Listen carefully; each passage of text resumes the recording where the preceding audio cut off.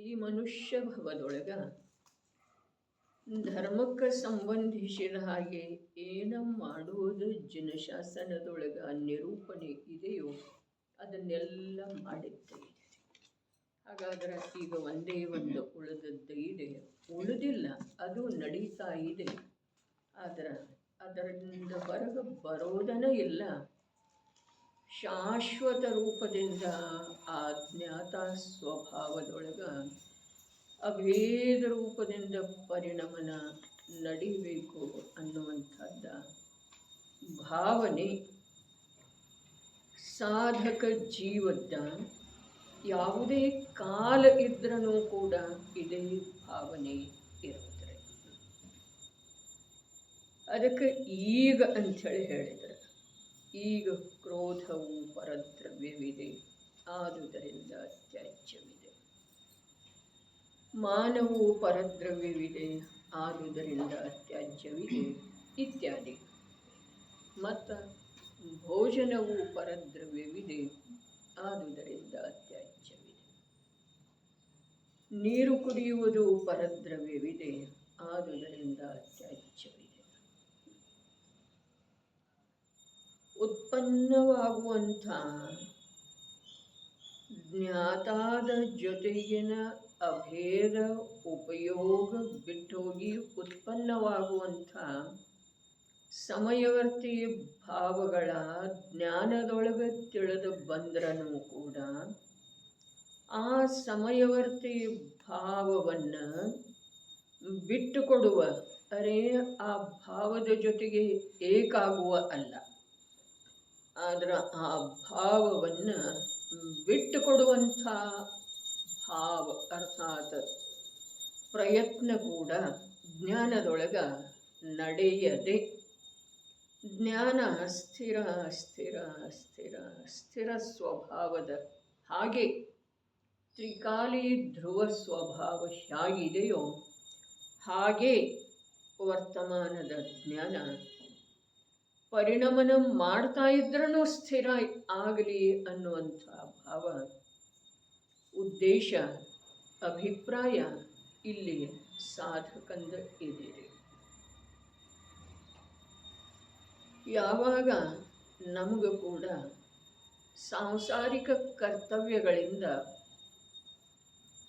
ಪ್ರತ್ಯಕ್ಷ ದೈಹಿಕವಾಗಿ ನಿವೃತ್ತಿ ಪ್ರಾಪ್ತಿ ಇದೆಯೋ ಆಗ್ತಿದೆಯೋ ಕೆಲ ಸಮಯದ ಸಲುವಾಗಿ,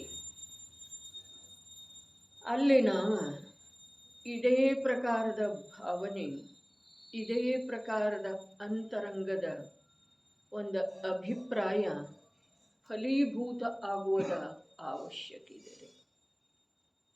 ಎಷ್ಟೋ ಬಾರಿ ಹೇಳಿದ್ದಿದೆ, ಅದು ಹೇಳಿದ್ದು ಇದ್ರೂ ಕೂಡ ಯಾವಾಗ ಹೇಳ್ತೇವೆಯೋ ಅದು ಆವಾಗ ಆ ಹಿಂದಿನ ಹೇಳಿಕೆ ಭೂತಕಾಲದೊಳಗೆ ಸಮಾವಿಷ್ಟ ಆಗಿ ಹೋದದ್ದು ಇದೆ. ಮತ್ತು ಈ ಹೇಳಿಕೆಯೊಳಗೆ ಬಹಳಷ್ಟು ಮತ್ತು ನಮ್ಮ ಜ್ಞಾನ ಸಾಮರ್ಥ್ಯ ಕೂಡ ಕಳೆದು ಹೋದದ್ದು ಇದೆ. ಅದಕ್ಕೆ ಇದು ಒಂದೇ ವಿಶೇಷ ರೂಪದಿಂದ ಯಾವುದೇ ಜೀವದ ಸಲುವಾಗಿ, ಅರ್ಥಾತ್ ನನ್ನ ಸಲುವಾಗಿ ಯಾವುದೇ ಅವಸ್ಥೆ ಇರಲಿ, ಅರ್ಥಾತ್ ಶರೀರದ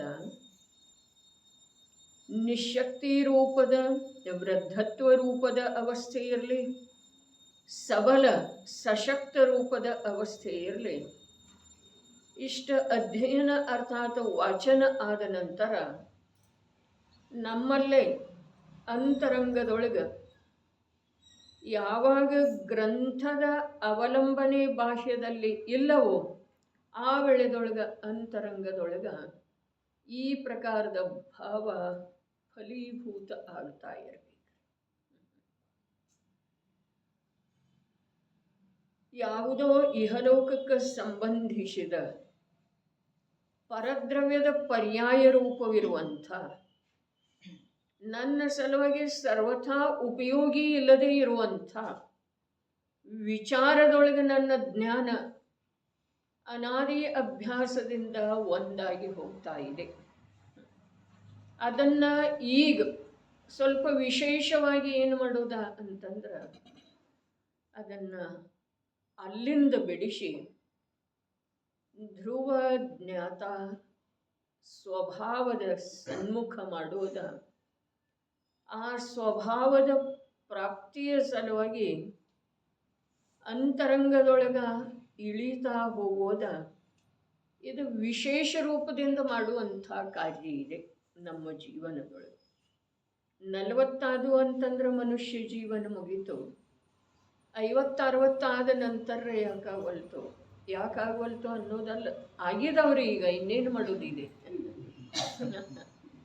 ಅದಕ್ಕೆ ಈಗ ನಾವು ಇದನ್ನೇ ವಿಶೇಷ ರೂಪದಿಂದ ನಮ್ಮ ಜೀವನದೊಳಗೆ ಇಳಿಸಿಕೊಳ್ಳುವಂಥ ಜೀವನ ಅರ್ಥಾತ್ ಜ್ಞಾನದ ಪರಿಣಮನ, ಜೀವನ ಅರ್ಥಾತ್ ನಮ್ಮ ವಿಚಾರದ ಭೂಮಿಕೆ, ಅದರೊಳಗೆ ವಿಶೇಷ ರೂಪದಿಂದ ಇದನ್ನೇ ಸ್ವೀಕಾರ ಮಾಡೋದ ಅವಶ್ಯಕ ಇದೆ ಅಂಥೇಳಿ ಗ್ರಂಥಕರ್ತೃಗಳದ್ದ ಹೇಳಿಕೆ ಇದೆ. ಅವ್ರದ್ದು ಅಭಿಪ್ರಾಯ ಏನಿದೆ? ಮಿಥ್ಯಾತ್ವವನ್ನು ಬಿಡುವ ಅಥವಾ ಬಿಡಿಸುವ ಉದ್ದೇಶ ಇದೆ ರೀ ಗ್ರಂಥ ರಚನೆ ಮಾಡುವುದರ ಹಿಂದ, ಬೇರೆ ಯಾವ ಉದ್ದೇಶನೂ ಇಲ್ಲ. ಆ ಉದ್ದೇಶ ಇರುವಾಗ ಕೂಡ ಆ ಉದ್ದೇಶ ಅದೇನು ಲಿಪಿಬದ್ಧ ಮಾಡಿದರೆ ಅದು ಯೋಗ್ಯ ಜೀವರುಗಳಿಗೆ ಲಭಿಸಲಿ ಅನ್ನುವಂಥ ವಿಕಲ್ಪ ಕೂಡ ಅವರಿಗೆ ಇಲ್ಲ. ಸಿದ್ಧರು ಎಷ್ಟು ಲೋಕದಿಂದ ಭಿನ್ನ ಇದ್ದಾರೋ ಅಷ್ಟೇ ಭಿನ್ನತೆಯ ಉದ್ಯಮ ಸಮ್ಯಕ್ ದೃಷ್ಟಿಯಿಂದ ಹಿಡಿದು ಮಹಾಮುನಿಯವರಿಗೆ ಮಾಡ್ತಾ ಇದ್ದಾರೆ ಅಷ್ಟೇ. ಅದೇ ಜಾತಿಯ. ಅದಕ್ಕೆ ವಿಶೇಷದ ಅರ್ಥ ಏನು ಮಾಡಿದ್ರು? ಈಗ ಎಷ್ಟು ಪರದ್ರವ್ಯದವೋ ಅವು ತ್ಯಾಜ್ಯದವು ಅಂತ ಹೇಳಿದ್ರು. ಇಲ್ಲಿಯವರೆಗೆ ಏನು ಹೇಳಿದ್ರು? ಎಷ್ಟು ಪರದ್ರವ್ಯದವೋ ತ್ಯಾಜ್ಯದವು ಅಂತ ಹೇಳಿ ಹೇಳಿದ್ರು.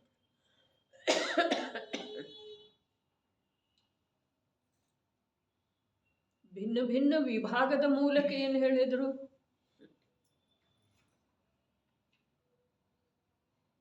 ಉದ್ಗಲದ ಉಪಾಧಿಯಿಂದ ಆಗಿರುವಂಥವನು ಮತ್ತು ಸ್ವಯಂ ಯಾವ ಪರಭಾವ ರೂಪದ ಪರದ್ರವ್ಯ ಇದಾವೆ ಅವು 4 ಬಾರಿ ಒಂದೇ ಕಲಶದೊಳಗ ಪರದ್ರವ್ಯ ತ್ಯಾಜ್ಯ ಇದಾವೆ ಅಂಥೇಳಿ ಹೇಳುವುದರ ಹಿಂದ ಆಚಾರ್ಯ ಭಗವಂತರದ ಉದ್ದೇಶ ಏನಿದೆ ರೀ? ಬಸ್ ಮಿಥ್ಯಾತ್ವವನ್ನು ಬಿಡಿಸುವುದಿದೆ. ಮಿಥ್ಯಾತ್ವ ಅರ್ಥಾತ್ ತತ್ವಗಳ ಕುರಿತು ವಿಪರೀತ ಶ್ರದ್ಧೆ ಅಂಥೇಳಿನ ಅರ್ಥ ಇಲ್ಲ. ಅದಂತೂ ಅರ್ಥ ಇದೇನೇ ಇದೆ, ಆದರೆ ಅದು ಅಷ್ಟೇ ಅಲ್ಲ. ಹಾಗಾದರೆ ಏನಿದೆ? ಯಾವುದು ಜ್ಞಾತ ಸ್ವಭಾವದ ಜೊತೆಗೆ ವರ್ತಮಾನ ಉಪಯೋಗದ ಅಭೇದತೆ ಆಗದೇ ಇರುವಂಥ ಸಮಯದೊಳಗೆ ವಿದ್ಯಮಾನ ಇದೆಯೋ ಅದು ಮಿಥ್ಯಾತ್ವ.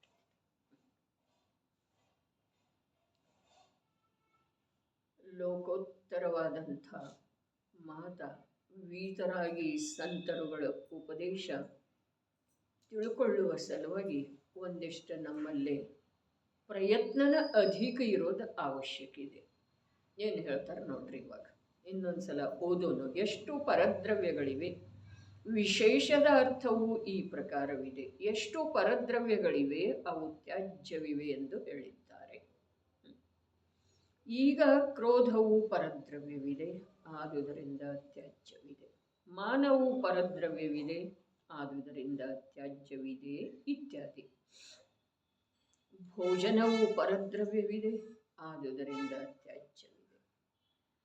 ಇಲ್ಲಿ ಭೋಜನವನ್ನು ಮಿಥ್ಯಾದೃಷ್ಟಿ ಜೀವಾಗಲಿ ಸಮ್ಯಕ್ ದೃಷ್ಟಿ ಜೀವಾಗಲಿ ಸಮ್ಯಕ್ ದರ್ಶನಪೂರ್ವಕ ಸಾಧನಾ ಮಾರ್ಗದೊಳಗೆ ಬಹಳಷ್ಟು ಮುಂದೆ ಹೋಗಿರುವಂಥ ಜೀವಾಗಲಿ ಭೋಜನ ಅಥವಾ ನೀರನ್ನು ತ್ಯಾಗ ವಸ್ತು ರೂಪದಿಂದ ಮಾಡಬೇಕು ಅನ್ನುವಂಥ ಅಭಿಪ್ರಾಯ ಎಲ್ಲೂ ಕಾಣುವುದಿಲ್ಲ. ಹಾಗಾದರೆ ಏನಿದೆ?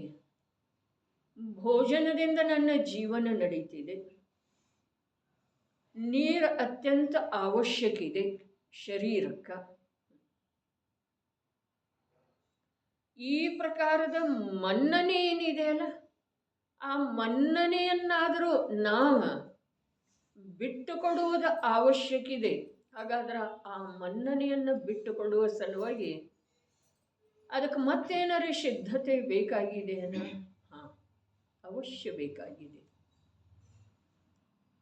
ಯಾವುದಕ್ಕೆ ನೀರಿನಿಂದ ನಿಮಿತ್ತ ರೂಪದಿಂದ ಉಪಯೋಗ ಆಗುವುದಿದೆಯೋ ಆ ದೇಹದಿಂದ ನಾನು ಅತ್ಯಂತ ಭಿನ್ನ ಇದ್ದೇನೆ. ಅರೂಪಿ ಚಿದಾನಂದ ಸ್ವರೂಪದ ಅಸಂಖ್ಯ ಪ್ರದೇಶದೊಳಗೆ ವ್ಯಾಪಿಸುವಂಥ ಅನಂತ ಗುಣ ಸಂಪನ್ನ ಲೋಕೋತ್ತರ ಪದಾರ್ಥ ನಾನಿದ್ದೇನೆ.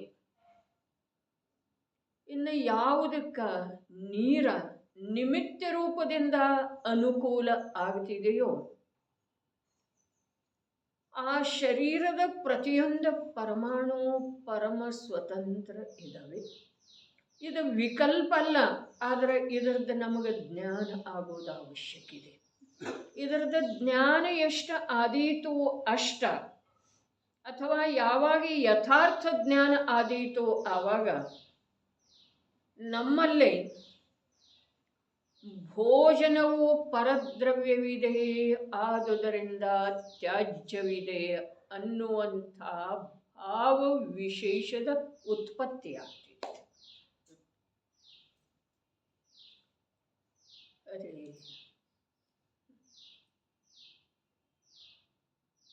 ಎಂಥ ಸೂಕ್ಷ್ಮತೆ ಇದೆ! ಭಾವದೊಳಗಿನ ಮಲಿನತೆ ಬಿಟ್ಟು ಹೋಗುವ ಸಲುವಾಗಿ ಭಾವದೊಳಗ ಯಾವ ಪ್ರಕಾರ ಸೂಕ್ಷ್ಮ ರೂಪದ ಪರಿವರ್ತನೆ ಆಗಬೇಕಾಗಿದೆ. ಆ ಸೂಕ್ಷ್ಮತೆಯನ್ನು ಯಾರು ನೋಡವ್ರೆ? ಶಬ್ದದಿಂದ ಹೇಳಲಿಕ್ಕೆ ಬರುವುದಿಲ್ಲ. ಶಬ್ದ ಅತ್ಯಂತ ಸ್ಥೂಲ ಇದೆ. ಧರ್ಮ ಇದು ಲೋಕೋತ್ತರ ವಸ್ತು ಅಂಥೇಳಿ ಯಾಕೆ ಹೇಳಿದ್ರು ಅಂತಂದ್ರೆ, ಲೋಕದೊಳಗೆ ನಡೆಯುವಂಥ ಯಾವುದೇ ವ್ಯವಹಾರದಿಂದ ಅದನ್ನು ತಿಳ್ಕೊಳ್ಳೋದು ಸಾಧ್ಯ ಇಲ್ಲ. ತಿಳ್ಕೊಳ್ಳೋದನ್ನು ಸಾಧ್ಯ ಇಲ್ಲ ಅಂದಮೇಲೆ ಪಡ್ಕೊಳ್ಳೋದಂತೂ ಸಾಧ್ಯ ಇಲ್ಲವೇ ಇಲ್ಲ. ಧರ್ಮದ ಕಾರ್ಯ ಮಾಡುವುದಿದೆ. ನಮಗೆ ಇಂದು ವಿದ್ಯಮಾನ ಸಮಸ್ತ ಲೋಕದ ಜನರುಗಳಿಗೆ ಧರ್ಮದ ಕಾರ್ಯ ಮಾಡುವುದಿದೆ. ಆದರೆ ಧರ್ಮಿಯಾದಂಥ ನಿಜಾತ್ಮನನ್ನ ಅನಂತ ಕಾಲದೊಳಗ ಯಾವನ ಪ್ರತ್ಯಕ್ಷ ಭೇಟಿ ಆಗಲಿಲ್ಲವೋ, ಅನಂತ ಕಾಲದೊಳಗ ಅನಂತ ಉಪಾಯಗಳನ್ನು ಬಾಹ್ಯದಲ್ಲಿ ಮಾಡಿದರನೂ ಕೂಡ ಅವನ ಜ್ಞಾನ ಯಥಾರ್ಥ ರೂಪದಿಂದ ಆಗಲಿಲ್ಲ, ಅವನ ಅನುಭವ ಪ್ರತ್ಯಕ್ಷ ರೂಪದಿಂದ ಆಗಲಿಲ್ಲ. ಆ ಶುದ್ಧಾತ್ಮನ ಅನುಭವ, ಆ ಧರ್ಮೀಯ ಅನುಭವ ಪ್ರತ್ಯಕ್ಷ ರೂಪದಿಂದ ಮಾಡಿಕೊಳ್ಳಬೇಕು ಅನ್ನುವಂಥ ಧ್ಯೇಯ ಮತ್ತು ಆ ಧ್ಯೇಯದ ಅನುಸಾರ ಯಾರ್ದಾದರೂ ಉದ್ಯಮ ನಡೆದಿರೋದಕ್ಕೆ ಕಂಡು ಬರ್ತಾ ಇದೆ ಅಂದರೆ, ಇಷ್ಟು ಬರೇ ಶಬ್ದದ ಮೂಲಕ ಏನು ಹೇಳ್ತು ಆ ಪ್ರಕಾರದ ಕಾರ್ಯ ಯಾರ್ದಾದ್ರೂ ಕಂಡು ಬರ್ತಾ ಇದೆ. ಕಾರ್ಯ ಮಾಡೋದಿದೆ. ಕಾರ್ಯ ಏನು ಮಾಡೋದಿದೆ? ತೀರ್ಥ ವಂದನ ಮಾಡೋದಿದೆ ಅಲ್ಲ, ದೇವದರ್ಶನ ಮಾಡೋದಿದೆಯಲ್ಲ. ನಮಗ ನಿತ್ಯ ಕ್ರಿಯೆಗಳ ಆದ ನಂತರ ಶರೀರಕ್ಕೆ ಸಂಬಂಧಿಸಿದ್ದು ಸ್ವಾಭಾವಿಕವಾಗಿ ದೇವದರ್ಶನದ ವಿಕಲ್ಪ ಬರ್ತಿದೆ. ಆ ದೇವದರ್ಶನದ ಕಾರ್ಯದ ಸಲುವಾಗಿ ಶರೀರ ಕ್ರಿಯೆ ಆರಂಭ ಮಾಡ್ತಿದೆ. ಆದರೆ ಪ್ರತ್ಯಕ್ಷ ಈ ಶರೀರದ ಜೊತೆಗೆ ಆ ವೀತರಾಗ ಭಗವಂತನ ಎದುರಿಗೆ ನಿಂತುಕೊಂಡಿರೋ ವೇಳೆದೊಳಗ ಅವರ ಮಾಡಿರುವಂಥ ಕರ್ತವ್ಯ, ನಾನು ಮಾಡದೇ ಇರುವಂಥ ಕರ್ತವ್ಯ, ಇವುಗಳ ಭೇದ ನಮಗೆ ಕಂಡು ಬರ್ತಿದೆಯೇನ? ಅದರ ಕಡೆಗೆ ನಮ್ದು ಲಕ್ಷ್ಯ ಇದೆಯೇನ? ನಮೋಕಾರ ಮಂತ್ರ ಹೇಳಿದೆವು, ಅರ್ಘ್ಯ ಸಮರ್ಪಣೆ ಮಾಡಿದೆವು, ಸ್ತುತಿ ಮಾಡಿದೆವು, ಜಪ ಮಾಡಿದೆವು. ಅಂದ್ರೆ ಮಾಡೋದನ್ನ ಇದೆಯಲ್ಲ, ನಮಗೆ ಒಂದಾದ ಮೇಲೆ ಒಂದು ಮಾಡಿದೆವು. ಇಲ್ಲಿ ಈಗ ಇದನ್ನು ಮಾಡ್ತಾ ಇದ್ದೇವೆ. ಏನ? ಶಬ್ದವನ್ನು ಆಲಿಸ್ತಾ ಇದ್ದೇವೆ, ಶಬ್ದದ ಭಾವವನ್ನು ತಿಳ್ಕೊಳ್ಳುವ ಪ್ರಯತ್ನ ಮಾಡ್ತಾ ಇದ್ದೇವೆ, ಶಬ್ದದ ಭಾವ ತಿಳ್ಕೊಳ್ಳುವ ಪ್ರಯತ್ನ ಮಾಡ್ತಾ ಇದ್ದೇವೆ. ಭೋಜನವು ಪರದ್ರವ್ಯವಿದೆ, ಆದುದರಿಂದ ತ್ಯಾಜ್ಯವಿದೆ. ಇದರದ ಏನು ತಾತ್ಪರ್ಯ ಇದೆ, ಇದನ್ನು ತಿಳ್ಕೊಳ್ಳುವ ಪ್ರಯತ್ನ ಮಾಡ್ತಾ ಇದ್ದೇವೆ. ಆದ್ರೆ ಇದರ ತಾತ್ಪರ್ಯ ಯಾವುದರ ಕಡೆಗೆ ಸಂಕೇತ ಮಾಡ್ತಾ ಇದೆ ಅದಂತೂ ನಮ್ಮ ದೃಷ್ಟಿಯೊಳಗ ಇಲ್ಲವೇ ಇಲ್ಲ. ನೋಡ್ರಿ, ಯಹ ಜೀವನ ಬೀತರ, ಈ ಜೀವನ ಕಳೆದು ಹೊರಟಿದೆ, ಕಳೆದು ಹೋಗ್ತಾ ಇದೆ, ಕಾರ್ಯ ಆಗ್ತಾನೆ ಇಲ್ಲ, ಹೊರಗಿನ ರುಚಿ ಬಿಟ್ಟು ಹೋಗ್ತಾನೆ ಇಲ್ಲ.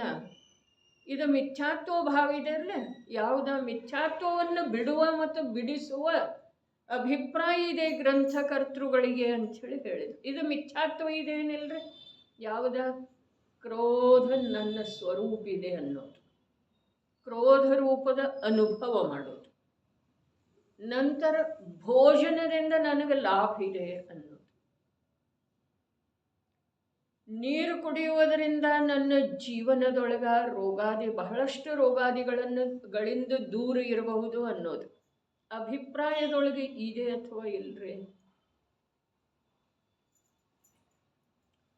ಆ ಮಿಥ್ಯಾತ್ವವನ್ನ ಬಿಡಿಸುವಂಥದ್ದ ಗ್ರಂಥಕರ್ತೃಗಳದ್ದು ಉದ್ದೇಶ ಇದೆ. ಆ ಮಿಥ್ಯಾತ್ವ ಬಿಡಲಿಲ್ಲ ನಾವು ಅಂತಂದ್ರೆ ಅನಂತ ಕಾಲ ನಮಗೆ ಅದೇ ಕ್ರೋಧ, ಅದೇ ಮಾನದ ಅನುಭವ ಮಾಡ್ತಾ, ಅದೇ ಭೋಜನದ ಸಲುವಾಗಿ ಉದ್ಯಮ ಮಾಡ್ತಾ, ಅದೇ ನೀರಿನ ಸಲುವಾಗಿ ಪ್ರಾಣ ಕಳ್ಕೊಳ್ಳುವಂಥ ಪ್ರಸಂಗ ಅನಂತ ಕಾಲ ಬರ್ತಿದೆ. ಏನಿದೆ, ಇಷ್ಟು ಓದಿದ್ದಾಯ್ತು, ಇನ್ನು ತಾವು ಅರ್ಥಾತ್ ನಾವು ಅದರದ ಅಂತರಂಗದೊಳಗ ನಿರಾಲಂಬಿ ರೂಪದಿಂದ ವಿಚಾರ ಮಾಡೋದಿದೆ, ನಡೆದು. ಆದುದರಿಂದ ತ್ಯಾಜ್ಯವಿದೆ. ಹೇಗಿದೆ ಪರದ್ರವ್ಯ ಪರಿಗ್ರಹವು? ಸ್ವಪರಯೋ ಅವಿವೇಕ ಹೇತು. ಏನು ಮಾಡೋದ್ರಿ? ಇಷ್ಟು ಸ್ಪಷ್ಟ ಹೇಳ್ತಾ ಇದ್ದಾರೆ. ಪರದ್ರವ್ಯ ರೂಪದ ಪರಿಗ್ರಹ ಹೇಗಿದೆ? ಯಾವುದಾದ ಪರದ್ರವ್ಯ ರೂಪದ ಪರಿಗ್ರಹ? ಎರಡು ಹೇಳಿ ಇತ್ಯಾದಿ ಅಂದ್ರು, ಮತ್ತೆರಡು ಹೇಳಿದರು. ಕ್ರೋಧ ಮಾನ ಹೇಳಿ ಇತ್ಯಾದಿ ಅಂದ್ರು, ಮತ್ತು ಭೋಜನ ನೀರುಗಳಂತ ಹೇಳಿದರು. ಅದರಿಂದ ಏನಾಗ್ತಿದೆ? ಅವಿವೇಕ ನಡ್ಕೊಂಡು ಹೋಗ್ತಿದ್ದೀರಿ. ಯಾವ ಅವಿವೇಕ? ಸ್ವಪರಗಳದ್ದ ಅವಿವೇಕ ನಡೆಯುವಂಥದ್ದರ ಹೇತು ಇದೆ. ಅದ ಯಾವುದ? ಪರದ್ರವ್ಯ ರೂಪದ ಪರಿಗ್ರಹ. ಅದ್ಭುತ ಇದೇನಿಲ್ಲ? ಈಗ ವಿಚಾರ ಮಾಡ್ರಿ, ಯಾರು ಸಂಪೂರ್ಣ ಪರದ್ರವ್ಯಗಳಿಂದ ಪರಾನ್ಮುಖ ಆಗಿ ಜೈನೇಶ್ವರಿ ದೀಕ್ಷೆ ತಗೊಂಡಿದ್ದರು, ಆ ಆಚಾರ್ಯ ಭಗವಂತರ ಅಲ್ಲಿ ಹೇಳ್ತಾ ಇದ್ದಾರೆ, ಇದು ಪರದ್ರವ್ಯ ರೂಪದ ಪರಿಗ್ರಹ. ಸ್ವಪರಗಳ ಕುರಿತಾಗಿ ಏನು ಅನಾದಿ ಕಾಲದಿಂದ ಅವಿವೇಕ ನಡ್ಕೊಂಡು ಬರ್ತಾ ಇದೆಯೋ, ಆ ಅವಿವೇಕದ ಹೇತು ಕಾರಣ ಇದುವೇ ಇದೆ. ಯಾವುದ? ಪರದ್ರವ್ಯ ರೂಪದ ಪರಿಗ್ರಹ. ಅವರ ಎಲ್ಲದರದ್ದು ತ್ಯಾಗ ಮಾಡಿದಾರಲ್ಲ. ಭೋಜನದ ವಿಕಲ್ಪ ಬರ್ತಿದೇನಿಲ್ಲ ಅವರಿಗೆ ಯಾವತ್ತಾದರೂ? ನಿನ್ನೆ ಹೇಳಿದ್ದಿತ್ತು, ಶ್ರದ್ಧೆಯ ಕಾರ್ಯ ಬೇರೆ ಇದೆ. ಅದು ಅತ್ಯಂತ ದೃಢ ಸ್ವಭಾವದ ಆಶ್ರಯ ಮಾಡಿ, ಸ್ವಭಾವದ ಪರಿಣಮನ ಮಾಡ್ತಾ ಇದೆ. ಅದರ ಆಶ್ರಯವನ್ನು ಯಾವಾಗೂ ಅದು ಬಿಟ್ಕೊಡೋಕೆ ಸಾಧ್ಯ ಇಲ್ಲ. ಶ್ರದ್ಧಾ ಅದರ ಬಲದಿಂದ ಸ್ವಯಂ ಸ್ವತಂತ್ರವಿರುವಂತಹ ಜ್ಞಾನ ವಿಕಲ್ಪವನ್ನ ಪರದ್ರವ್ಯ ಅಂಥೇಳಿ ತಿಳಿತಾ ಇದೆ. ವಿಕಲ್ಪವನ್ನ ಅದು ಯಾವುದಕ್ಕೂ ಸಂಬಂಧಿಸಿದ್ದೇ ಇಲ್ಲ. ವಿಕಲ್ಪವನ್ನ ಪರದ್ರವ್ಯ ಅಂಥೇಳಿ ತಿಳಿತಾ ಇದೆ. ಇವು ಎರಡು ಗುಣಗಳದ್ದ ಕಾರ್ಯ ಆಯಿತು ಯಥಾರ್ಥ. ಈ ತಿಳಿತಾ ಇರುವಂಥ ಸಮ್ಯಜ್ಞಾನದ ಕಾರ್ಯವನ್ನ ಅಥವಾ ಕಾರ್ಯದ ವಿದ್ಯಮಾನತೆಯೊಳಗೂ ಕೂಡ ಸ್ವತಂತ್ರವಿರುವಂಥ ಚಾರಿತ್ರ ಗುಣ ತನ್ನದೇ ಆದಂಥ ಗುಣದ ಪರ್ಯಾಯ, ಜೀವದ ಪರ್ಯಾಯ ಅಲ್ಲ, ಗುಣದ ಪರ್ಯಾಯ. ಇಲ್ಲಿ ಭೇದ ಮಾಡಿ ಹೇಳ್ತಾ ಇದೆ. ಶ್ರದ್ಧಾ ಗುಣದ ಪರ್ಯಾಯ, ಜ್ಞಾನ ಗುಣದ ಪರ್ಯಾಯ, ಚಾರಿತ್ರ ಗುಣದ ಪರ್ಯಾಯ. ಚಾರಿತ್ರ ಗುಣದ ಪರ್ಯಾಯ ಅದು ಹೇಗಿದೆ ರೀ? ತನ್ನದೇ ಆದಂಥ ದುರ್ಬಲತೆಯ ಕಾರಣದಿಂದ ಸ್ವಲ್ಪ ಅಶುದ್ಧತೆಯ ಅಂಶವನ್ನು ಒಳಗೊಂಡದ್ದಿದೆ. ಸ್ವಲ್ಪ ಅಶುದ್ಧತೆಯ ಅಂಶವನ್ನು ಒಳಗೊಂಡದ್ದು ಇದೆ.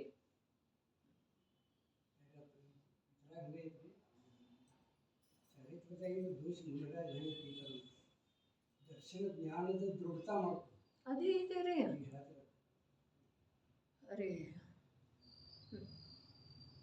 ಇಲ್ಲಿ ಅದನ್ನೇ ಅದು ತ್ಯಾಜ್ಯ ಇದೆ. ಅದು ತ್ಯಾಜ್ಯ ಇದೆ. ಯಾವುದ ತ್ಯಾಜ್ಯ ಇದೆ?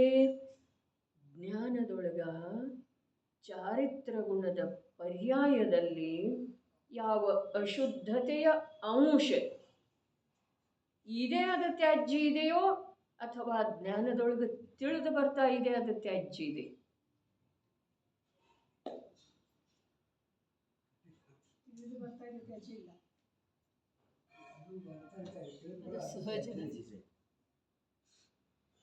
ಚಾರಿತ್ರ ಗುಣದ ಪರ್ಯಾಯದೊಳಗ ಅಶುದ್ಧತೆಯ ಅಂಶ ಏನಿದೆ, ಆ ಅಶುದ್ಧತೆಯ ಅಂಶ ತ್ಯಾಜ್ಯ ಇದೆಯೋ ಅಥವಾ ಜ್ಞಾನದೊಳಗ ತಿಳಿದು ಬರ್ತಾ ಇದೆ ಅದು ತ್ಯಾಜ್ಯ ಇದೆ. ಸ್ವಲ್ಪ ವಿಷಯದ ಸಮೀಪ ಹೋಗುವ ಪ್ರಯತ್ನ ಮಾಡೋಣ. ಶ್ರದ್ಧಾಗುಣದ ಪರ್ಯಾಯಂತೂ ತನ್ನ ಸ್ವರೂಪ ಹೇಗಿದೆಯೋ ಹಾಗೆ ನಂಬಿ ಪ್ರತ್ಯಕ್ಷ ಅನುಭವ ಮಾಡಿಸಿ ಅದ ನಾನು ಹೀಗೆ ಇದ್ದೇನೆ ಅಂಥೇಳಿ ಪರಿಣಮನ ಮಾಡ್ತಾ ಇದೆ. ಅದರ ಪರ್ಯಾಯದೊಳಗೆ ಎರಡು ಭೇದ ಇಲ್ಲವೇ ಇಲ್ಲ. ಶ್ರದ್ಧಾರಿ ಶ್ರದ್ಧಾಗುಣ ಅದರ ಪರ್ಯಾಯ ಇನ್ನು ಅಖಂಡ ರೂಪದಿಂದ ಹಾಗೆ ಪರಿಣಮನ ಮಾಡ್ತೀವಿ. ಅದರ ಬಲದಿಂದ, ಆ ಶ್ರದ್ಧೆಯ ಬಲದಿಂದ ಜ್ಞಾನಗುಣ ಪರವನ್ನ ಪರ ಅಂಥೇಳಿ ತಿಳಿತಾ ಇದೆ. ಇಲ್ಲಿ ಏನೇನು ಹೇಳಿದರಲ್ಲ ಅದೆಲ್ಲ ಪರವನ್ನ ಪರ ಅಂಥೇಳಿ ತಿಳಿತಾ ಇದೆ. ಶ್ರದ್ಧೆ ಯಾವುದರೊಳಗೆ ನೆಲೆ ನಿಂತುಕೊಂಡಿದೆಯೋ ಅದನ್ನು ಸ್ವ ಅಂಥೇಳಿ ತಿಳಿತಾ ಇದೆ. ಯಾವುದ? ಜ್ಞಾನಗುಣದ ಪರ್ಯಾಯ. ಇನ್ನು ಇಷ್ಟು ಇರುವೆಳೆದೊಳಗೂ ಕೂಡ ಚಾರಿತ್ರ ಗುಣದ ಪರ್ಯಾಯದೊಳಗ ಅಶುದ್ಧತೆಯ ಅಂಶ ಇದೆ. ಹೆಚ್ಚು ಕಡಿಮೆ ಇದೆ ಅಶುದ್ಧತೆಯ ಅಂಶ. ಆ ಅಶುದ್ಧತೆಯ ಅಂಶ ತ್ಯಾಜ್ಯ ಇದೆಯೋ ಅದಂತೂ ಪರದ್ರವ್ಯನೇ ಇದೆಯಲ್ಲ. ಆ ಅಶುದ್ಧತೆಯ ಅಂಶ ತ್ಯಾಜ್ಯ ಇದೆಯೋ ಅಥವಾ ಅದನ್ನು ತಿಳಿತಾ ಇದೆಯಲ್ಲ ಜ್ಞಾನ, ಅದು ತ್ಯಾಜ್ಯ ಇದೆ. ಇಷ್ಟು ಪ್ರಶ್ನೆ ಇದೆ. ಎಲ್ಲ ಎದುರಿಗೆ ಇಟ್ಕೊಂಡು ನೋಡೋದ್ರೆ ವಸ್ತು, ಮೂಲ ವಸ್ತು ಅಖಂಡ ಅಭೇದ ಅನಂತ ಅನಂತ ಅನಂತ ಅನಂತ ಗುಣಗಳ ಅಭೇದ ಪಿಂಡ ರೂಪದ ವಸ್ತು. ಅದರೊಳಗಿನ ಶ್ರದ್ಧಾಗುಣದ ಕಾರ್ಯ, ಜ್ಞಾನಗುಣದ ಕಾರ್ಯ, ಪರ್ಯಾಯ ರೂಪದ ಚಾರಿತ್ರ ಗುಣದ ಕಾರ್ಯ ಎಲ್ಲ ಇಟ್ಕೊಂಡು ನೋಡೋದು. ತ್ಯಾಜ್ಯ ಯಾವುದಿದೆ? ಆ ಚಾರಿತ್ರ ಗುಣದ ಪರ್ಯಾಯದೊಳಗೆ ಯಾವ ಅಶುದ್ಧತೆಯ ಅಂಶ ಇದೆಯಲ್ಲ ಅದು ತ್ಯಾಜ್ಯ ಇದೆಯೋ ಇದೇನಿಲ್ರಿ, ಅದು ತ್ಯಾಜ್ಯ ಇದೆಯೇನ, ಇದೇನಿಲ್ಲ ಅಂದ ನಂತರ ಇದೇನ ಅಂಥೇಳಿ ಕೇಳಿದ ನಂತರ ಮತ್ತೆ ವಿಚಾರ ಬೇಕ್ರಿ. ಅದು ತ್ಯಾಜ್ಯ ಇದೇನ, ಇದೆ. ಯಾರಿಗೆ? ಇನ್ನೊಂದ್ಸಲ, ಅದು ತ್ಯಾಜ್ಯ ಇದೇನ, ಇಲ್ಲೆಲ್ಲ ಹೇಳುತ್ತಲ್ಲ, ಅಭೇದ ಅನಂತ ಅನಂತ ಅನಂತ ಅನಂತ ಗುಣಗಳ ಅಭೇದ ಪಿಂಡ ರೂಪದ ವಸ್ತು. ಅದರಲ್ಲೇ ಇರುವಂಥ ಶ್ರದ್ಧಾನಾಮದ ಗುಣದ ಪರಿಣಮನ, ಅದರಲ್ಲೇ ಇರುವಂಥ ಜ್ಞಾನ ಗುಣದ ಪರಿಣಮನ, ಅದರಲ್ಲೇ ಇರುವಂಥ ಚಾರಿತ್ರ ಗುಣದ ಪರಿಣಮನ. ಇವು ಎರಡರೊಳಗೆ ಏನಿದೆ? ಒಂದಂತೂ ಪೂರ ಅದನ್ನೇ ನಂಬಿದ್ದೀರಿ. ಇನ್ನೊಂದು ಜ್ಞಾನ ಗುಣ ಏನಿದೆ? ಆ ನಂಬುಗೆಯ ಮೇರೆಗೆ ಸ್ವದ ಸ್ವೀಕಾರಂತೂ ಅದರಲ್ಲೇ ಇದೆ. ಆದ್ರೆ ಅದಕ್ಕೆ ಅದರ ಸಾಮರ್ಥ್ಯದ ಅನುಸಾರ ಜ್ಞೇಯ ಆಗ್ತಿದೆ.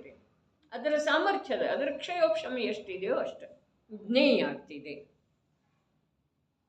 ಜ್ಞೇಯ ಆದ್ರೂ ಕೂಡ ಅದು ಪರವನ್ನ ಬಸ್ ಜ್ಞೇಯ ಅಂಥೇಳಿ ತಿಳಿತಿದೆ. ಇನ್ನು ಚಾರಿತ್ರ ಗುಣದ ಕಾರ್ಯ ಏನು ನಡೆದಿದೆಯಲ್ಲ, ಅದರೊಳಗೆ ಕೆಲವು ಅಂಶ ಅಶುದ್ಧತೆ ಇದೆ. ಅದು ತ್ಯಾಜ್ಯ ಇದೇನಿಲ್ಲ, ಇದೆ. ಯಾರಿಗೆ?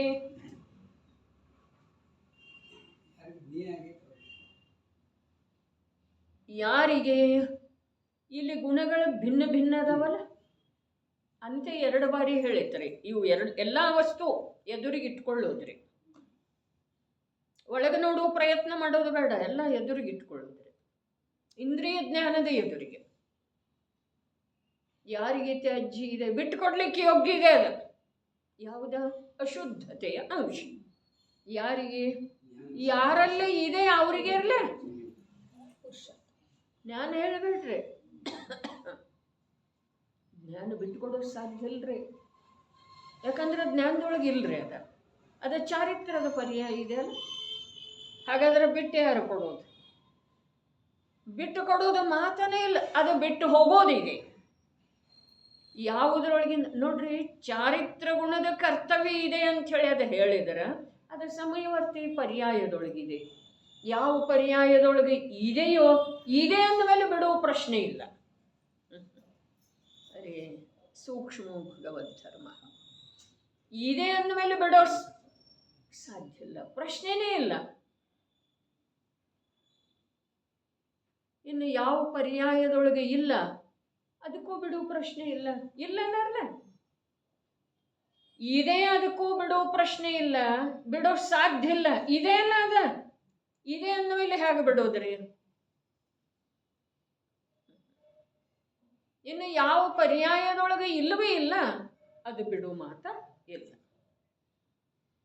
ಪರ್ಯಾಯದ ಸ್ವತಂತ್ರತೆ, ಗುಣದ ಭಿನ್ನತೆ, ಈ ಪ್ರಕಾರ ಇರುವೆಳೆದೊಳಗ ಬಿಡೋದು ಯಾರ? ಯಾವ ಜ್ಞಾನದ ಮಾತು ಜ್ಞಾನಕ್ಕೆ ಜ್ಞೇಯ ಆಗ್ತಾ ಇದೆ ಅಲ್ಲ, ಅದು ಬಿಡೋದಂತಂದ್ರ ಅದರ ಅಶುದ್ಧತೆಯನ್ನು ಬಿಡೋದು, ಅಥವಾ ಅದರ ಕಡೆಗಿನ ಲಕ್ಷ್ಯ ಕಮ್ಮಿ ಆಗಿ ಜ್ಞಾನದೊಳಗ ಈ ನಿಜ ವಸ್ತುವಿನ ಲಕ್ಷ್ಯದ ವಿಸ್ತಾರ ಆಗೋದ್ರಿ. ಜ್ಞೇಯ ಆಯ್ತಂದ್ರೆ ಎಲ್ಲಾನ ಬಂತ್ರಿ. ಆದ್ರೆ ಆ ಜ್ಞೇಯಾಗೇನ ಉಳಿಯೋದಿಲ್ರಿ ಅಣ್ಣ. ಯಾವುದ? ಚಾರಿತ್ರ ಗುಣದ ಪರ್ಯಾಯದೊಳಗಿನ ಅಶುದ್ಧತೆ ಏನಿದೆ ಅದು ಬರೇ ಜ್ಞೇಯಾಗೇನ ಉಳಿತು ಅಂತಂದ್ರೆ ಅವನಿಗೆ ಪೂರ್ಣಾವಸ್ಥೆ ಪ್ರಾಪ್ತ ಆಗೋದನೇ ಇಲ್ರಿ. ಜ್ಞೇಯ ಅರ್ಥಾತ್ ತಿಳಿದು ಬಂದ ನಂತರ ಅರೇ ಸ್ಪಷ್ಟ, ಈಗ ಸ್ಥೂಲ ನಮಗೆ ತಿಳಿಯುವ ಹಾಗೆ ಚಾರಿತ್ರ ಗುಣದ ಪರ್ಯಾಯದೊಳಗಿನ ಅಶುದ್ಧತೆ ಜ್ಞಾನದ ಸಮ್ಯಕ್ ಜ್ಞಾನದ ಜ್ಞೇಯ ಆಗುವುದರಿಂದ ಆ ಸಮ್ಯಕ್ ಜ್ಞಾನ ಅದರ ಕಡೆ ಏನು ಖರ್ಚಾಗ್ತಾ ಇದೆ ತನ್ನ ಶಕ್ತಿ, ಅದನ್ನ ಯಾವುದು ಶುದ್ಧ ಇದೆಯಲ್ಲ ಅದರ ಕಡೆಗೇನ ತೊಡಗಿಸುವಂಥ ಉದ್ಯಮ ಮಾಡ್ತಾರೆ. ಜ್ಞಾನ ಮಾಡ್ತಿದ್ದೀರಿ, ಅದರಿಂದ ಏನಾಗ್ತಿದೆ ಅಂತಂದ್ರೆ ಜ್ಞಾನದೊಳಗೆ ಶುದ್ಧಿ, ಶುದ್ಧ ದ್ರವ್ಯ, ಶುದ್ಧ ದ್ರವ್ಯ, ಶುದ್ಧ ದ್ರವ್ಯ, ಅಖಂಡ ಅಖಂಡ ಅನಾದಿ ಅನಂತ ಶುದ್ಧ ದ್ರವ್ಯ ರೀ. ಈಗ ಶುದ್ಧ ಆದದ್ದು ಮಾತಿಲ್ಲ. ಈಗ ಶುದ್ಧ ಆಗೀತೇನಿಲ್ಲ? ಸಾಧಕ ಅವಸ್ಥೆಯೊಳಗೆ ಶುದ್ಧ ಆಗಿದೆ ಏನಿಲ್ರಿ? ಆಗಿದೆ. ಆದರೆ ಅದರ ಮಾತಿಲ್ಲ. ಸಾಧಕ ಅವಸ್ಥೆಯೊಳಗೆ ಎಷ್ಟು ಶುದ್ಧ ಆಗಿದೆ ದ್ರವ್ಯ? ಪೂರ್ಣ ಶುದ್ಧ ಆಗಿದೆ ಏನ್ರಿ? ಇಲ್ಲ. ಅದು ಪೂರ್ಣ ಶುದ್ಧ ಆಗಿಲ್ಲಲ್ಲ, ಆ ಶುದ್ಧಿಯ ಮಾತಿಲ್ಲ. ಅದರ ಜ್ಞಾನಕ್ಕ ಯಾವಾಗ ಚಾರಿತ್ರ ಗುಣದ ಪರ್ಯಾಯದಲ್ಲಿ ಅಶುದ್ಧಿಯ ಅಂಶ ಜ್ಞಾತ ಆಗ್ತಿದೆಯೋ, ತಿಳಿದು ಬರ್ತಿದೆಯೋ, ಆಗ ಜ್ಞಾನ ಪುರುಷಾರ್ಥ ಮಾಡ್ತಿದೆ. ಏನು ಪುರುಷಾರ್ಥ ಮಾಡ್ತಿದೆ? ಅನಾದಿ ಅನಂತ ಯಾವುದು ಶುದ್ಧ ಶುದ್ಧ ಶುದ್ಧ ಶುದ್ಧ ವಸ್ತು ಇದೆಯೋ ಆ ವಸ್ತುವಿನ ಕಡೆಗೆ ತನ್ನ ಶಕ್ತಿಯನ್ನು ಅಧಿಕ ತೊಡಗಿಸ್ತಿದೆ. ಅಧಿಕ ತೊಡಗಿಸೋದಂದ್ರೆ ಏನ? ಅದನ್ನು ನೋಡೋದು ಬಿಡ್ತಿದೆ ರೀ. ಇದ ತ್ಯಾಜ್ಯ. ಅದನ್ನು ನೋಡೋದು ಬಿಡ್ತಿದೆ. ಬಿಟ್ಟೇನು ಮಾಡ್ತಿದೆ? ಬಿಡ್ತಿದೆ ಅಂದ್ರೆ ದ್ವೇಷಪೂರ್ವಕ ಬಿಡೋದಿಲ್ಲ. ನಾವು ಯಾವ ಪ್ರಕಾರ ಯಾರ್ದಾದ್ರೂ ಜೊತೆ ಮನಸ್ತಾಪ ಆಯಿತು ಅಂತಂದ್ರೆ ಅವ್ರ ಕಡೆಗೆ ಕೂಡ ನೋಡುವುದಿಲ್ಲ. ಹಾಗೆ ದ್ವೇಷಪೂರ್ವಕ ಅಲ್ಲ. ಹಾಗಾದರೆ ಹಾಗ ಆ ಜ್ಞಾನಕ್ಕ ಯಾವುದು ತ್ರಿಕಾಲಿ ಶುದ್ಧ ವಸ್ತು ಇದೆಯೋ, ಅನಾದಿ ಅನಂತ ಅಶುದ್ಧತೆಯಿಂದ ಅಸ್ಪೃಷ್ಟವೇ ಯಾವುದು ವಸ್ತು ಇದೆಯೋ ಅದರ ಮಹಿಮೆ ಬರ್ತಾ ಹೋದ ಹಾಗೆ ತನ್ನಷ್ಟಕ್ಕೆ ತಾನೇ ಚಾರಿತ್ರ ಗುಣದ ಪರ್ಯಾಯದೊಳಗಿನ ಅಶುದ್ಧಿ ಕ್ಷೀಣಿಸ್ತಾ ಹೋಗ್ತಿದೆ. ತ್ಯಾಜ್ಯ ಯಾರಿಗಾಯಿತು? ಜ್ಞಾನಕ್ಕೆ ಜ್ಞೇಯ ಏನಾಗ್ತಿತ್ತಲ್ಲ ಅದರ ತ್ಯಾಜ್ಯ. ಮತ್ತು ಮೂರು ಲೋಕೆಲ್ಲ ಜ್ಞೇಯ ಆಗ್ತಿದೆಯಲ್ಲ? ಆಗ್ತಿದೆ. ಕೇವಲ ಜ್ಞಾನ ಆದಮೇಲೆ ಮೂರು ಲೋಕೆಲ್ಲ ಜ್ಞೇಯ ಆಗ್ತಿದೆ. ಆದರೆ ಅಲ್ಲಿ ವೀತರಾಗತೆ ಇರುವುದರಿಂದ ಆ ಜ್ಞೇಯಕ್ಕೆ ಯಾವ ಬಾಧೆ ಇಲ್ಲ. ಇಲ್ಲಿ ವೀತರಾಗತೆ ಇನ್ನೂ ಪೂರ್ಣ ಆಗಿರಲಿಲ್ಲ. ಹಾಗಾದ್ರೆ ಪೂರ್ಣ ವೀತರಾಗತೆಯ ಸಲುವಾಗಿ ಏನು ಮಾಡೋದ? ಪರಿಪೂರ್ಣ ಜ್ಞಾತ ಸ್ವಭಾವ. ಪರಿಪೂರ್ಣ ಅಂದ್ರೆ ಏನ? ಅನಾದಿ ಅನಂತ ಜ್ಞಾತ ಸ್ವಭಾವದ ಅವಲಂಬನೆ ಅಥವಾ ಅದನ್ನು ಮುಖ್ಯ ಮಾಡಿಕೊಳ್ಳೋದ? ಅದು ಒಂದನ್ನೇ ದೃಷ್ಟಿಯ ಜ್ಞಾನದ ವಿಷಯವನ್ನಾಗಿ ಮಾಡಿಕೊಳ್ಳೋದ? ಇದುವೇ ಪುರುಷಾರ್ಥ ಇದೆ.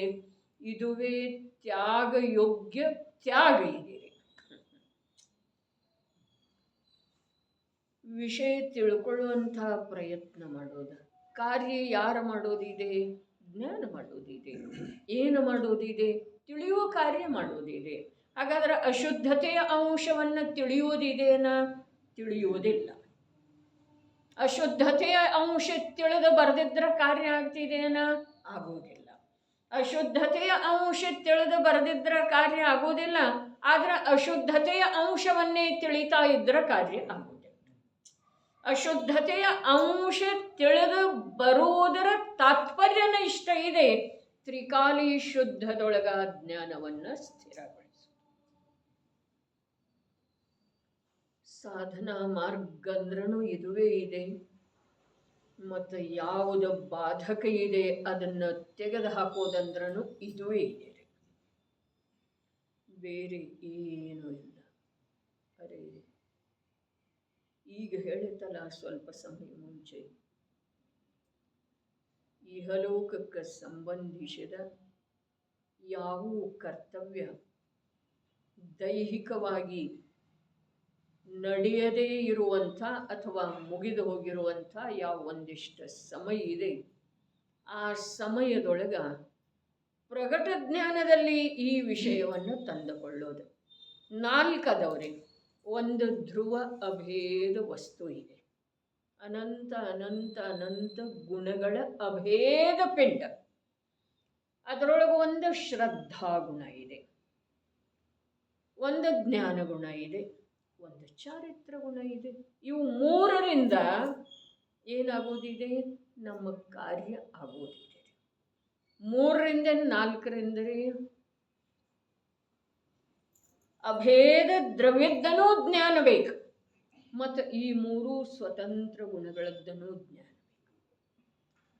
ಈ ಅಭೇದದ ಸಲುವಾಗಿ ಅಭೇದದೊಳಗೆ ಭೇದ ಮಾಡಿ ತಿಳಿಯುವಂಥ ಕಾರ್ಯ, ಪರೀಕ್ಷೆ ಮಾಡುವಂಥ ಕಾರ್ಯ ನಮ್ಮಲ್ಲಿ ಆರಂಭ ಆಗಬೇಕು. ಯಾವಾಗ ಇಹಲೋಕಕ್ಕೆ ಸಂಬಂಧಿಸಿದ ದೈಹಿಕ ಕರ್ತವ್ಯ ನಿವೃತ್ತ ಇರ್ತೇವೆಯೋ ಆವಾಗ ಇರ್ತೇವೇನಿಲ್ರಿ, ಅಧಿಕ ಸಮಯ ಇರ್ತೇವ್ರಿ. 24 ಗಂಟೆಯೊಳಗ ಎಷ್ಟು ಗಂಟೆ ಇರ್ತೇವೆ? ದೈಹಿಕ ಕ್ರಿಯೆ ಹೇಳ್ತಾ ಇದ್ದೇನೆ. ಮಾನಸಿಕಂತೂ ಅಖಂಡ ನಡೆದಿರ್ತಿದೆ, ಆ ಮಾತಿಲ್ಲ. ಇಹಲೋಕಕ್ಕೆ ಸಂಬಂಧಿಸಿದ ದೈಹಿಕ ಕ್ರಿಯೆಯಿಂದ ನಿವೃತ್ತ ಎಷ್ಟು ಸಮಯ ಇರ್ತೇವೆ? 24ದೊಳಗ ಸಮಯನ ಅಧಿಕ ಸಮಯ ಇರ್ತೇವ್ರಿ. ಚಿಂತೆ ಮಾಡೋ ಮಾತೇ ಇಲ್ಲ, ವಿಚಾರ ಮಾಡಬೇಕಾದಂಥ ಪ್ರಮೇಯನ ಇಲ್ಲ. ಕಾರಣ ಈಗ ಅದೇವೇನಿಲ್ರಿ, ಇಹಲೋಕಕ್ಕೆ ಸಂಬಂಧಿಸಿದ ಕರ್ತವ್ಯದಿಂದ ಈ ಸಮಯದೊಳಗೆ ನಾವು ಮುಕ್ತದೇವ್ರಿ. ದೈಹಿಕ, ಹಾಗಾದ್ರೆ ದೈಹಿಕನ ಮುಕ್ತ ಇರೋ ವೇಳೆದೊಳಗೆ ಜಪ ಮಾಡೋ ವೇಳೆದೊಳಗೆ ಒಂದೊಂದು ಸಲ ಭಜನೆ ಅನ್ನೋ ವೇಳೆದೊಳಗೆ, ಸಾಮಾಯಿಕ ಪಾಠ ಅನ್ನೋ ವೇಳೆದೊಳಗೆ, ಗಾಥಾ ಅನ್ನೋ ವೇಳೆದೊಳಗೆ ಒಂದೊಂದು ಸಲ ನನ್ನ ಉಪಯೋಗನ ನಾವೇನು 4 ಜನ ಕೂಡಿ ಅಂತ ಇರ್ತೇವೆ, ಯಾರ ಕಡೆಗಾದರೂ ಹೋಗ್ತಿದೆ. ಅರೆ ವಚನದ ಕ್ರಿಯೆ ಆಗಮದ ಅನುಸಾರ ಇರುವ ವೇಳೆದೊಳಗ ಮಾನಸಿಕ ವಿಕಲ್ಪದ ಕ್ರಿಯೆ ಅದರಿಂದ ಭಿನ್ನಕ್ಕೆ ಮಾಡ್ತಾ ಇದ್ದೆ ಅಂಥೇಳಿ ನನಗೆ ನಾನೇ ಅದ ಲಕ್ಷ್ಯದೊಳಗನೂ ಬರ್ತಿದೆ, ಅಲ್ಲಿ ಬೋಧನೂ ಆಗ್ತಿದೆ. ಅದನ್ನು ಮತ್ತು ಆ ಶಬ್ದದ ಭಾವವನ್ನು ಹಿಡ್ಕೊಳ್ಳುವುದ್ರೊಳಗೆ ಒಂದು ಮಾಡುವ ಪ್ರಯತ್ನನೂ ಮಾಡ್ತೇವೆ. ಅದೇ ಉಪಕ್ರಮದ ಮಾತನ್ನು ಇಲ್ಲಿ ಹೇಳ್ತಾ ಇದ್ದೇನೆ. ಶರೀರದಿಂದಂತೂ ಯಾವ ಕರ್ತವ್ಯ ಮಾಡ್ತಾ ಇಲ್ಲ. ಹಾಗಾದ್ರೆ ಮನುಷ್ಯಗನೂ ವಿಶ್ರಾಂತಿ ಬೇಕು ಅಥವಾ ಇಲ್ರಿ? ಬೇಡ್ರಿ, ಬೇಕಲ್ಲ. ಹಾಗಾದ್ರೆ ಆ ಮನುಷ್ಯಗೆ ವಿಶ್ರಾಂತಿ ಯಾವುದರಿಂದ?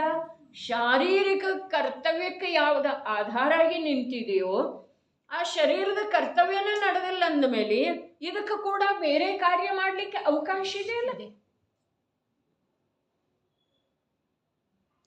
ಅದರ ಶರೀರ ಯಾವಾಗ ಪ್ರತ್ಯಕ್ಷ ಕರ್ತವ್ಯ ಮಾಡುವುದಿಲ್ಲ ಆವಾಗ ಇದು ಇನ್ನಷ್ಟು ಅಧಿಕ ಮಾಡ್ತಿದ್ದೀರಿ ಒಳಗಿಂದ ಮನಸ್ಸಿನ ಕಾರ್ಯ. ಹೌದೇನೆ? ಎಲ್ಲಿ? ಅಯೋಗ್ಯ ಸ್ಥಾನದೊಳಗಡೆ ಶರೀರ ನಿಜವಾಗಿ ಎಷ್ಟು ಅವಶ್ಯಕ ಇದೆ ಅಷ್ಟು ಯೋಗ್ಯ ಕಾರ್ಯನ ಮಾಡ್ತಿದ್ದೀರಿ. ಇನ್ನೊಬ್ಬರ ಮನೆಯೊಳಗೆ ಹೋಗಿ ಏನೂ ಮಾಡೋದಿಲ್ರಿ. ಅದ ಶರೀರ ಇದು ಹೋಗ್ತಿದೆ ಏನಿಲ್ರಿ, ಉಪಯೋಗ ಹೋಗ್ತಿದೆ ಏನಿಲ್ರಿ. ಹಾಗಾದ್ರೆ ಅದನ್ನು ತಡೆಯೋದು, ಅದರ ನಿಯಂತ್ರಣ ಮಾಡೋದು ನಮಗೆ ಅವಶ್ಯಕ ಇದೆ. ಅದಕ್ಕೆ ನಿವೃತ್ತಿ ಅಂತ ಹೇಳಿ. ಅಯೋಗ್ಯ ಕಾರ್ಯ ಶರೀರ ಮಾಡೋದಿಲ್ರಿ, ಮಾಡ್ತಿದೆ ಅಂತ ಗಮನ ಇಡ್ರಿ ನೀವು 4 ದಿವಸ ನಿಮ್ಮ ಶರೀರದ ಪ್ರವೃತ್ತಿಯ ಮೇಲೆ, ಕ್ರಿಯೆಗಳ ಮೇಲೆ. ಅಯೋಗ್ಯ ಮಾಡೋದಿಲ್ಲ ಅದ. ಆದರೆ ಮನಸ್ಸು ನಿರರ್ಥಕವಾಗಿ ಏನು ಮಾಡ್ತಿದೆ? ಆತ್ಮನನ್ನು ದುರ್ಗತಿಗೆ ಒಯ್ಯೋದ್ರೊಳಗೆ ನಿರಂತರ ತತ್ಪರ ಇರ್ತದೆ. ಅಂಥೇಳಿ ನಮ್ಮ ಮಾತು ಹೀಗಿದೆ ಅಲ್ಲ. ಕರ್ಮಚೇತನಾದ ಸಮಯ ಬಹಳ ಕಮ್ಮಿ ಇದೆ, ಕರ್ಮ ಫಲಚೇತನಾದ ಕಾಲ ಬಹಳ ಅಧಿಕ ಇದೆ. ಯಾಕೆ ಅಂತಂದ್ರೆ ಅಷ್ಟು ಮಾಡಿದೇರಿ. ಅದ ಮಾಡದ ವಿನಃ ಫಲ ಸಿಗುವುದಿಲ್ಲ. ಅಷ್ಟು ಮಾಡಿದೆ. ಭಲೇ 2000 ಸಾಗರ ಅದನ್ನು ಕರ್ಮಚೇತನದೊಳಗೆ ಇರಿಸಿದರನು ಕೂಡ ಅದರ ಫಲಸ್ವರೂಪವಾಗಿ ಕರ್ಮ ಫಲಚೇತನಾದ ಕಾಲ ಎಷ್ಟಿದೆ? ಅನಂತ ಇದೆ. ಇದರದ್ದು ವಿಚಾರ ಮಾಡೋದು. ಎಲ್ಲಿ ತಪ್ತಾ ಇದೆ ಗಣಿತ, ಎಲ್ಲಿ ಆಗ್ತಾ ಇದೆ ಅಪರಾಧ. ಮೇಲೆ ನೋಡಿದರೆ ನಿರಪರಾಧಿನ ಇದ್ದೇವ್ರಿ ನಾವು. ಯಾಕಂದ್ರೆ ಶಾರೀರಿಕವಾಗಿ ಅಯೋಗ್ಯ ಕಾರ್ಯ ಮಾಡೋದು ಬಹಳ ಕಮ್ಮಿ ರೀ, ಬಹಳ ಕಮ್ಮಿ. ಇಲ್ಲಂತನ ಹೇಳೋದ್ರಿ. ಎಷ್ಟು ಅವಶ್ಯಕ ಇದೆ ಅಷ್ಟೇ ಮಾಡ್ತೇವೆ, ಯಾವುದು ನಮ್ಮದೇ ಇದೆ ಅದನ್ನೇ ಮಾಡ್ತೇವೆ. ಆದರೆ ಮನುಷ್ಯನ ಉಪಯೋಗ ನಿರಂತರ ನಿರಂತರ ನಿರಂತರ ನಿರಂತರ ತನಗೆ ಸಂಬಂಧ ಇಲ್ಲದೇ ಇರುವಂಥ ವಿಷಯದೊಳಗೆ ವಿಹಾರ ಮಾಡ್ತಾ ಇರ್ತಿದೆ. ಮುಕ್ತ ಅಂಥೇಳಿನ ಮನರೂಪದ ಒಂಟೆಯನ್ನು ಮುಕ್ತವಾಗಿ ವಿಹರಿಸಲು ಬಿಡದಿರು. ಮನರೂಪದ ಒಂಟೆ ಅದನ್ನು ಮುಕ್ತ ಬಿಡಬೇಡ ಅಂಥೇಳಿ ಹೇಳ್ತಾರೆ ಪರಮಾತ್ಮ ಪ್ರಕಾಶದೊಳಗ ಯೋಗಿಂದು. ಅದನ್ನು ಮುಕ್ತ ಬಿಟ್ಟೆ ಅಂತಂದ್ರೆ ಅದು ಪಂಚೇಂದ್ರಿಯ ರೂಪದ ವನವನ್ನೆಲ್ಲ ಮೇಯ್ದು, ಪಂಚೇಂದ್ರಿಯ ರೂಪದ ವನ, ಅದಕ್ಕೆ ಯಾವ ವನ ಇಲ್ರಿ. ಅದೇನೇನು ಈ ಜಗತ್ತಿನೊಳಗೆ ವಿಷಯ ಅದಾವ್ರಲ್ಲ ಅವೆಲ್ಲ 5 ಇಂದ್ರಿಯದ್ದು ಅದಾವ್ರಿ, ಮನಸ್ಸಿಂದ ಯಾವುದೂ ಇಲ್ಲ. ಈ ಮನಸ್ಸು ಏನು ಮಾಡ್ತಿದೆ, ಬರೀ ಇಂದ್ರಿಯಗಳನ್ನು ಮುಂದಿಟ್ಕೊಂಡ ವ್ಯರ್ಥವಾಗಿ ಕಾರ್ಯ ಮಾಡ್ತಿದೆ. ಅದಕ್ಕೆ ತ್ಯಾಜ್ಯ ಇದೆ ಇಲ್ಲಿ ಹೇಳ್ತಾ ಇದ್ದಾರೆ. ನಮಗೆ ಯಾವುದು ತ್ಯಾಜ್ಯ ಇದೆ ನೋಡೋದು, ನಮಗೆ ಯಾವುದು ತ್ಯಾಜ್ಯ ಇದೆ. ಅರೆ ಯಾವುದ ಎಂತ ಅಂಥೇಳಿ ಗಣಿತ ಹಾಕುವ ಅವಶ್ಯಕತೆನೇ ಇಲ್ಲ. ಒಂದು ತ್ರಿಕಾಲಿ ಧ್ರುವ ಜ್ಞಾತ ಅಭೇದ ಅನಂತ ಗುಣಗಳ ಪಿಂಡ ಅರೂಪಿ ಚಿನ್ಮಾತ್ರ ವಸ್ತು ಒಂದೇ ಗ್ರಹಣ ಯೋಗ್ಯ ಇದೆ. ಬಿಡುವುದರ ಸಂಖ್ಯೆ ಬೇಕಾಗಿಲ್ಲ ನಮಗೆ. ಬಿಡುವುದನ್ನು ಒಂದೊಂದಾಗಿ ಲಕ್ಷದೊಳಗೆ ತರ್ತಾ ಹೋದ್ರೆ ಅವು ಮುಗಿಯುವುದೇ ಇಲ್ಲ. ಇದರ್ದ ಯಾವುದ ತ್ರಿಕಾಲ ಅಖಂಡ ಅಭೇದ ಧ್ರುವ ಚಿತ್ಪಿಂಡ ಅನಂತ ಅನಂತ ಅನಂತ ಅನಂತ ಅದ್ಭುತ ವಿಲಕ್ಷಣ ಗುಣಗಳ ಅಭೇದ ತತ್ವ ಚೈತನ್ಯ ಮಹಾಪದಾರ್ಥ. ಅದರ ಸಲುವಾಗಿ 4 ಹೇಳಿತು. ಮೊದಲ ಅಭೇದ ವಸ್ತು, ಆಮೇಲೆ ಅಲ್ಲಿ ಅಭೇದ ವಸ್ತುವಿಂದ ಎಲ್ಲಿ ಅನುಭವ ಆಗ್ತಿದೆಯಲ್ಲ, ಒಂದು ಸಮಯ ಅನುಭವ ಯಾವಾಗ ಆಗ್ತಿದೆಯಲ್ಲ, ಮಹಾಪುರುಷಾರ್ಥ ಅಖಂಡ ಉದ್ಯಮ ದೀರ್ಘ ಪುರುಷಾರ್ಥದ ಮೂಲಕ ಅಲ್ಲಿಗೆ ಆ ಅಭೇದ ವಸ್ತುವಿಂದ ಪ್ರತ್ಯಕ್ಷ ಅನುಭವ ಆಗ್ತಿದೆ. ಆದ ನಂತರ ಆಮೇಲೆ ಭೇದ ಜ್ಞಾನ ಶುರುವಾಗ್ತಿದೆ. ಅಭೇದ ಪೂರ್ವಕ ಭೇದ ಜ್ಞಾನ ಇದೆ. ಭೇದದಿಂದ ಅಭೇದವನ್ನು ತಿಳಿಯೋದಿರುವುದಿಲ್ಲ. ಅಭೇದದ ಅನುಭೂತಿ ಪೂರ್ವಕ ಭೇದದ ಅಭ್ಯಾಸದಿಂದ ಪುನಃ ಅತೀಂದ್ರಿಯ ಆನಂದದ ಆಸ್ವಾದ ಪಡೆಯುತ್ತೆ. ಅನಾದಿ ಮಿಥ್ಯಾದೃಷ್ಟಿ ಜೀವದ ಸಲುವಾಗಿ ಇದು ಒಂದೇ ಕರ್ತವ್ಯ ಇದೆ. ಇದನ್ನೇ ಈಗ ವಿಶೇಷವಾಗಿ ನಮ್ಮ ಎದುರಿಗೆ ಅಮೃತ ಚಂದ್ರಾಚಾರ್ಯ ದೇವ ಪ್ರಸ್ತುತಪಡಿಸಿದ್ದಾರೆ. ವಿಶೇಷವಾಗಿ ಒಂದಿಷ್ಟು ವಿಶೇಷವಾಗಿ ತಿಳಿಸಿಕೊ. ಯಾಕ ಈ ಮೊದಲೇನು ಗೊತ್ತಿರಲಿಲ್ಲ ನಮಗೆ ಪರದ್ರವ್ಯಗಳು ತ್ಯಾಜ್ಯ ಇದಾವೆ ಅಂತ ಹೇಳಿ. ಶಬ್ದ ರೂಪದಿಂದ ಗೊತ್ತಿತ್ತು ಅಥವಾ ಇಲ್ರಿ? ಪರದ್ರವ್ಯಗಳ ತ್ಯಾಜ್ಯ ಇದಾವೆ. ಎಷ್ಟು ಪರದ್ರವ್ಯ ಇದಾವೆಯೋ ಅವೆಲ್ಲ ತ್ಯಾಜ್ಯ ಇದಾವೆ. ಪರದ್ರವ್ಯ ರೂಪದ ಪರಿಗ್ರಹ ತ್ಯಾಜ್ಯ ಇದೆ ಅಂಥೇಳಿ ಗೊತ್ತಿತ್ತು ಅಥವಾ ಇಲ್ಲ? ಹಾಗಾದ್ರೆ ಗೊತ್ತಿದ್ರೂ ಕೂಡ ಈಗ ವಿಶೇಷ ರೂಪದಿಂದ ತಿಳಿದುಕೊ. ಗೊತ್ತಿದ್ದ ಮೇಲೆ ಮತ್ತು ವಿಶೇಷ ಏನು ತಿಳ್ಕೊಳ್ಳೋದ? ಪ್ರತ್ಯಕ್ಷ ಅವುಗಳಿಂದ ವಿಮುಖ ಆಗೋದು, ಅವುಗಳಲ್ಲಿನ ಅನುರಾಗವನ್ನು ಬಿಟ್ಟುಕೊಡೋದು. ವಸ್ತುವಂತೂ ಬಿಟ್ಟದ್ದು ನಾದವು, ಸಮಯ ಬಂದ ನಂತರ ಬಿಟ್ಟು ಹೋಗುವುದವು. ವಸ್ತುಗಳಂತೂ ಆತ್ಮನನ್ನ ಯಾವಾಗೂ ಸ್ಪರ್ಶ ಮಾಡಿಯೇ ಇಲ್ಲ. ಆದ್ರೆ ಆತ್ಮ ಎಲ್ಲಿಯವರೆಗೆ ತನ್ನ ಸ್ವರೂಪದ ಸಂಸ್ಪರ್ಶ ಮಾಡುವುದಿಲ್ಲ, ತನ್ನ ಸ್ವರೂಪದ ಪ್ರತ್ಯಕ್ಷ ಅನುಭವ ಮಾಡುವುದಿಲ್ಲ, ತನ್ನ ಸ್ವರೂಪದ ಜ್ಞಾನ ಮಾಡಿಕೊಳ್ಳುವುದಿಲ್ಲ, ತನ್ನ ಸ್ವರೂಪದ ಪರಿಚಯ ಮಾಡಿಕೊಳ್ಳುವುದಿಲ್ಲ, ಅಲ್ಲಿಯವರೆಗೆ ಅವನಿಗೆ ಪರದ್ರವ್ಯಗಳ ಜೊತೆಗಿರುವಂಥ ಏಕತ್ವ ಬುದ್ಧಿ, ಮಿಥ್ಯಾತ್ವ ಭಾವ ಬಿಟ್ಟು ಹೋಗೋ ಸಾಧ್ಯ. ಮಿಥ್ಯಾತ್ವ ಭಾವ ಎಲ್ಲಿಯವರೆಗೆ ಬಿಟ್ಟು ಹೋಗುವುದಿಲ್ಲ, ಅಲ್ಲಿಯವರೆಗೆ ಅವನಿಗೆ ಅನೇಕ ಪ್ರಕಾರದ ಪುಣ್ಯ ಪರಿಣಾಮ ಇದ್ರೂ ಧರ್ಮ ಆಗುವುದಿಲ್ಲ, ಅನೇಕ ಪ್ರಕಾರದ ಪುಣ್ಯದ ಉದಯ ಇದ್ರೂ ಸುಖ ಆಗುವುದಿಲ್ಲ. ಇಷ್ಟು ಸಿದ್ಧಾಂತ ಇದೆ ರೀ. ಇಲ್ಲಿ ವಿಶೇಷ ಹೇಳಿದರು, ಅದರ ಬಗ್ಗೆ ನಾವು ಸ್ವಲ್ಪ ಗಮನ ಹರಿಸೋದ ಅವಶ್ಯಕ ಇದೆ. ಈಗ ಕೇಳದೇ ಇರುವಂಥ ಶಬ್ದ ಏನಿಲ್ಲದ ಪರದ್ರವ್ಯ ತ್ಯಾಜ್ಯ ಇದೆ ಅನ್ನೋದ. ಅದರ ವಿಶೇಷ ಏನಿದೆ? ಅರೆ ವಿಶೇಷ ಇಲ್ಲಿದೆ ರೀ. ಏನ? ಅದನ್ನು ತ್ಯಾಗ ಮಾಡೋದು, ಅರ್ಥಾತ್ ಅದ ತಾನಾಗೆ ಬಿಟ್ಟು ಹೋಗುವಂಥ ಮಹಿಮಾನ್ವಿತ ವಸ್ತುವಿನ ಕಡೆಗೆ ಉದ್ಯಮಶೀಲ ಆಗೋದು. ತ್ರಿಲೋಕ ಪೂಜ್ಯ, ತ್ರಿಲೋಕ ವ್ಯಾಪಿ, ತ್ರಿಲೋಕದೊಳಗ ಮಹಿಮಾನ್ವಿತ ಆ ನಿಜಾತ್ಮ ಇದ್ದಾನಲ್ಲ, ಅವನ ಕಡೆಗೆ ಆಕರ್ಷಿತ ಆಗೋದು. ಅವ ಹೇಗದನು? ಧ್ರುವ ಹೇಗಿದ್ದಾನೋ ಹಾಗೆ ಅದ. ನಾವು ಲಕ್ಷ್ಯ ಹಾಕದೇ ಇರುವ ವೇಳೆದೊಳಗನೂ ಹಾಗೆ ಅದನು. ನಾವು ಅವನ ವಿರಾಧನೆ ಮಾಡಿದ್ರನೂ ಹಾಗೆ ಇದ್ದಾನೆ, ನಾವು ಅವನ ಆಶ್ರಯ ಮಾಡಿದ್ರನೂ ಹಾಗೆ ಇರ್ತಾನೆ. ಹಾಗೆ ಇರ್ತಾನಂದ್ಮೇಲೆ ಮತ್ತು ಅವನ ಆಶ್ರಯ ಅದಕ್ಕೆ ಮಾಡೋದ?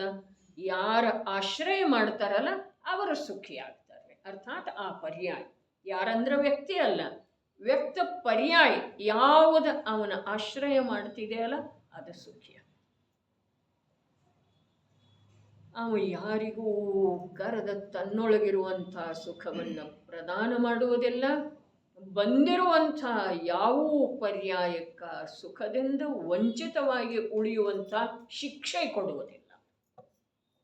ಇಂಥ ಮಹಿಮಾನ್ವಿತ ವಸ್ತು, ಇಂಥ ಉದಾರ ವಸ್ತು, ಅರೆ ಅನಂತ ಕಾಲದಿಂದ ಯಾವ ಅಪರಾಧ ಮಾಡಿದೋ, ಯಾವ ಪರಸನ್ಮುಖ ಉಳಿದೋ ಅವು ಸ್ವಯಂ ಅದರ ಫಲವನ್ನು ಭೋಗಿಸಿದವರೇ.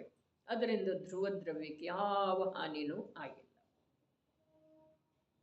ಯಾವುದ ಅಪೇಕ್ಷೆ ಮಾಡಿ ಅದರ ಸನ್ಮುಖ ಆಗ್ತಿದೆಯೋ ಅದು ಸ್ವಯಂ ಲಾಭಾನ್ವಿತ ಆಗ್ತಿದೆ. ಅದರಿಂದ ಆ ಧ್ರುವ ದ್ರವ್ಯಕ್ಕೆ ಯಾವ ಲಾಭನೂ ಇಲ್ಲ. ಯಾವುದು ಹೋಯ್ತೋ ಪರ್ಯಾಯ, ಪರದೊಳಗೆ ಏಕತೆಯನ್ನು ಸಾಧಿಸಲಿಕ್ಕೆ ಹೋಯ್ತೋ ಅದು ಸ್ವಯಂ ದುಃಖ ಆಯಿತು. ಧ್ರುವ ದ್ರವ್ಯಕ್ಕೆ ಏನು ದುಃಖ ಆಗಿಲ್ಲ. ಮೂಲ ವಸ್ತುವಿನೊಳಗೆ ಯಾವ ಕ್ಷತಿ ಬಂದಿಲ್ಲ. ಯಾವಾಗ ಧ್ರುವ ದ್ರವ್ಯದ ಸನ್ಮುಖ ಯಾವ ಪರ್ಯಾಯ ಬಂತೋ ಆ ಪರ್ಯಾಯ ಸ್ವಯಂ ಲಾಭಾನ್ವಿತ ಆಗಿದೆ. ಧ್ರುವ ದ್ರವ್ಯಕ್ಕೆ ಲಾಭ ಯಾವುದೂ ಪ್ರಕಾರದ ಆಗ ಕೂಡ ಆಗಿಲ್ಲ. ಹಾಗಾದ್ರೆ ಇಲ್ಲಿ ತ್ಯಾಜ್ಯ ಯಾವುದಕ್ಕ? ಅರೇ ಎರಡು ಪ್ರಕಾರದಿಂದ ಇನ್ನು ತ್ಯಾಜ್ಯ ಜ್ಞಾನಕ್ಕನ ಎರಡು ಪ್ರಕಾರದಿಂದ.